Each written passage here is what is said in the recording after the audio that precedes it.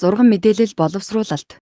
Зураг бол мультимедиа технологийн үндсэн элементийн нэг юм. Сайн боловсруулсан зураг нь олон мянган үгийг төлөөлж чадна. Зураг нь дараах шаардлагыг хангасан байна.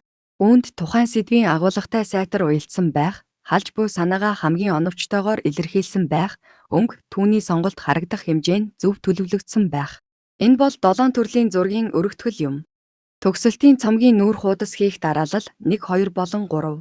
Зураг 3.9 хэвлэлийн эхийн бэлэн загвараас CD, DVD нүүр хуудасны загвар сонгох. 4, 5 болон 6. Зураг 3.10 CD, DVD нүүр хуудас, CD, DVD-ийн хавцсны загвар. Алхам 7 файлыг хэвлэж CD, DVD дээр наана. Үүний тулд CD лейбл буюу наах зориулалттай цаасыг хэвлэх төхөөрөмжөд байрлуулна. Файл print командаар нээгдэх цонхонд copies of each label хэсэг орт нэг хуудсанд хэдэн хувиар хэвлэхийг тохируулна. CD лейбл цаас нь нэг хуудсанд 2-оор хэвлэх зориулалттай байдаг.